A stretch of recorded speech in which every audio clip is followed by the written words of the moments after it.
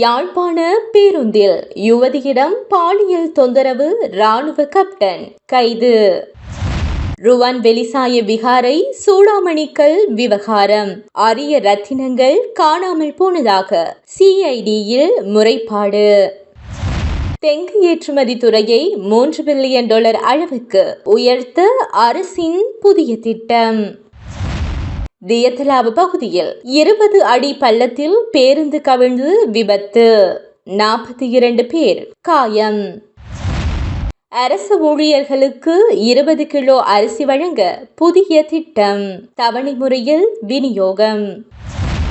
சஹ்ரான் அசீம் குழுவினரின் சத்திய பிரகடன CCTV காட்சிகள் அழிக்கப்பட்டதாக குற்றச்சாட்டு.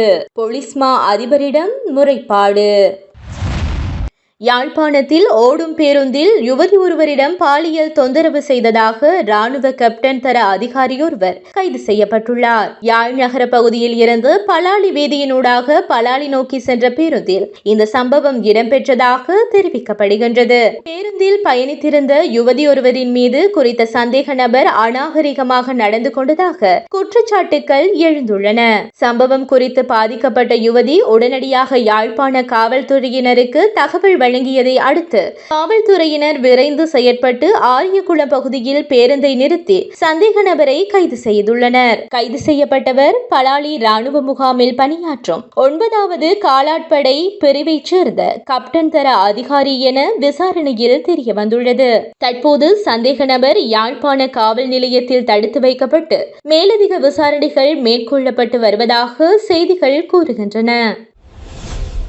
ருவான் வெலிசாய மகாசாய விகாரையின் கோபுர உச்சியில் இருந்த சூடாமணி கல்லில் பொருத்தப்பட்டிருந்த அரிய ரத்தின கற்கள் திட்டமிட்டு அகற்றப்பட்டு திருடப்பட்டதாக குற்றச்சாட்டு முன்வைக்கப்பட்டுள்ளது. இது தொடர்பாக சிவ்ஹெல பொதுப்பௌர அமைப்பின் மலியதேவ தேரர், இசுருமினியே சித்தார்த்த தேரர் மற்றும் சிவில் சமூக செயற்பாட்டாளர் துலான் சேனா தீர ஆகியோர் குற்றப்புலனாய்வு திணைக்களத்தில் முறைப்பாடு செய்துள்ளனர்.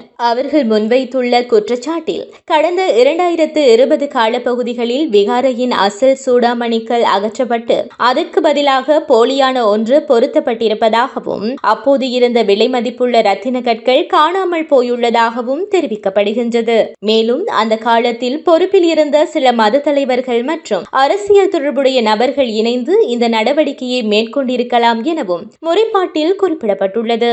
இந்த விவகாரம் ஏற்கனவே கடந்த காலங்களில் பல்வேறு தரப்புகளால் எழுப்பப்பட்டிருந்தாலும் அரசியல் செல்வாக்கு காரணமாக உரிய விசாரணைகள் நடைபெறவில்லை எனவும் அவர்கள் குற்றம் சாட்டியுள்ளனர். தற்போதைய அரசாங்கம் மற்றும் CID புதிய தலைமை இந்த விவகாரத்தை பாரபட்சமின்றி முழுமையாக விசாரிக்க வேண்டும் எனவும் முறைப்பாட்டாளர்கள் கோரிக்கை விடுத்துள்ளனர். பௌத்த மக்களின் முக்கிய வழிபாட்டு தளத்தில் நடந்ததாக கூறப்படும் இந்த சம்பவம் குறித்து விரிவான விசாரணை நடத்தப்பட வேண்டும் எனவும் சிவில் அமைப்புகள் வலியுறுத்தியுள்ளன.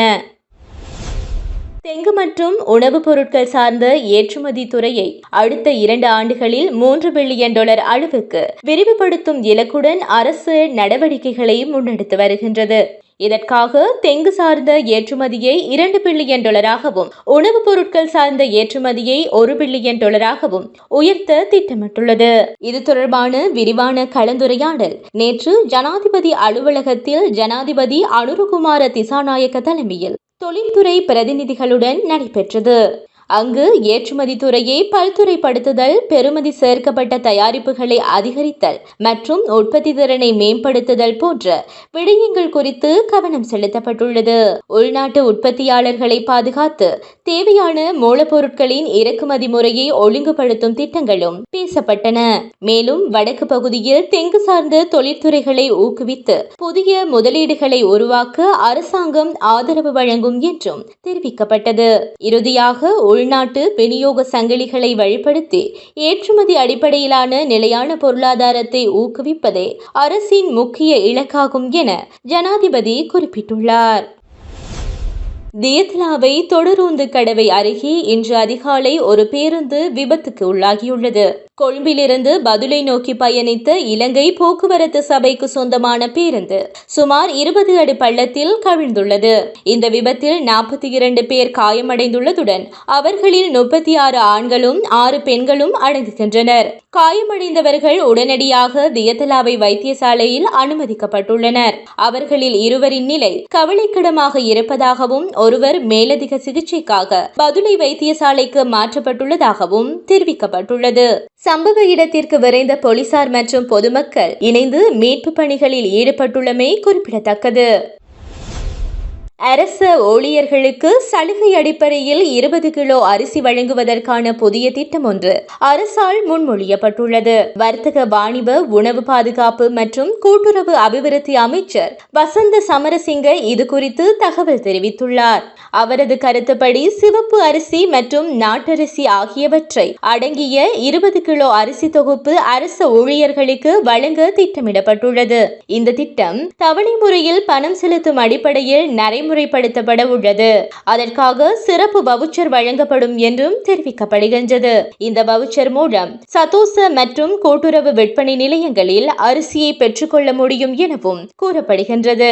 அரசாங்கம் கொள்வனவு செய்யும் நெல்லை அரிசியாக மாற்றி நேரடியாக விநியோகிப்பதே இந்த திட்டத்தின் முக்கிய நோக்கம் எனவும் அமைச்சர் விளக்கம் அளித்துள்ளார். இந்த திட்டம் தொடர்பான மேலதிக நடைமுறை விவரங்கள் விரைவில் அறிவிக்கப்படும் எனவும் கருத்துக்கள் வெளியாகியுள்ளன. உயிர்த்த ஞாயிறு தாக்குதலுடன் தொடர்புடைய சஹ்ரான் அசீம் குழுவினர் வெள்ளவத்தை ஸ்பெயின் டவரில் எடுக்கப்பட்டதாக கூறப்படும் சத்திய பிரகடன காணொளிகள் அழிக்கப்பட்டதாக குற்றச்சாட்டு எழுந்துள்ளது. இது தொடர்பாக பொலிஸ்மா அதிபரிடம் சமூக செயற்பாட்டாளர் ஒருவர் முறைப்பாடு செய்துள்ளார். குற்றப்புலனாய்வு திணைக்களம் இந்த சிசிடிவி தரவுகளை 2019 ஏப்ரல் 21 அன்று தாக்குதல் நடந்த நாளிலேயே கைப்பற்றியதாக தெரிவிக்கப்படுகின்றது. ஆனால் அவை அரச ரசாயன பகுப்பாய்வு துறைக்கு அனுப்பப்பட்ட போது நீண்டகால தாமதம் ஏற்பட்டதாக கூறப்படுகின்றது. சுமார் 9 மாதங்கள் வரை அந்த சாதனம் சிஐடி வசமே இருந்ததாகவும் பின்னர் அனுப்பப்பட்ட போது அதிலிருந்து தரவுகள் அனைத்தும் அழிந்த நிலையில் இருப்பதாகவும் ஆய்வக அறிக்கை குறிப்பிட்டுள்ளது. தொழில்நுட்ப ரீதியாகவும் அந்த தரவுகளை மீட்டெடுக்க முடியவில்லை எனவும் தெரிவிக்கப்பட்டுள்ளது. மேலும் இந்த சாதனம் நீதிமன்ற பொருளாக முறையாக பதிவு செய்யப்படவில்லை என்றும் வழக்கு நடவடிக்கைகளுக்காக ஆவணங்களில் சரியான பதிவு செய்யப்படாத நிலை இருப்பதாகவும் குற்றச்சாட்டு முன்வைக்கப்பட்டுள்ளது. இதனால் முக்கியமான விசாரணை ஆதாரங்கள் இழக்கப்பட்டிருக்கலாம் என்ற சந்தேகம் எழுந்துள்ள நிலையில் இது தொடர்பான மேலதிக விசாரணைகள் அவசியம் என வலியுறுத்தப்பட்டுள்ளது. முன்னாள் நீதி அமைச்சர் விஜயதாச ராஜபக்சவின் மகன் ரஹித ராஜபக்ச மற்றும் ஐக்கிய மக்கள் சக்தியின் அமைப்பாளர் சரித் அபேசிங்க ஆகியோர் ஒரு பாதாள உலக நபரை விடுவிக்க லஞ்சம் வழங்க முயன்றதாக கூறப்படும் குற்றச்சாட்டில் கைது செய்யப்பட்டுள்ளனர் என செய்திகள் தெரிவிக்கின்றன. இந்நிலையில் ரஹித ராஜபக்சவுக்கு உறக்கத்தில் மூச்சுத்தடை ஏற்படும் உடல்நிலை பாதிப்பு இருப்பதாக தகவல் வெளியாகியுள்ளது. இதேபோல சரித் அபேசிங்கவுக்கும் இதயம் தொடர்பான பிரச்சனைகள் உள்ளதாகவும் அவருக்கு முன்னர் ஸ்டெண்டுகள் பொருத்தப்பட்டிருப்பதாகவும் மேலதிக மருத்துவ சிகிச்சை தேவைப்படுவதாகவும் கூறப்படுகின்றது. முன்னதாகவும் அரசியல் மற்றும் முக்கிய நபர்கள் கைது செய்யப்பட்ட சந்தர்ப்பங்களில் உடல்நிலை தொடர்பான தகவல்கள் வெளிவருவது வழக்கமான நிலையாக மாறியுள்ளதாகவும் சமூகத்தில் கருத்துக்கள் எழுந்துள்ளன. இந்த சம்பவம் தொடர்பான சட்ட நடவடிக்கைகள் மற்றும் விசாரணைகள் தொடர்ந்தும் நடைபெற்று வருகின்றன. 2026 ஆண்டுக்கான 5ஆம் ஆண்டு புலமை பரிசில் பரீட்சையின் விடைத்தாள்களை மதிப்பீடு செய்வதற்காக விண்ணப்பங்கள் கோரப்படும் பணிகள் ஆரம்பிக்கப்பட்டுள்ளதாக பரீட்சை திணைக்களம் அறிவித்துள்ளது.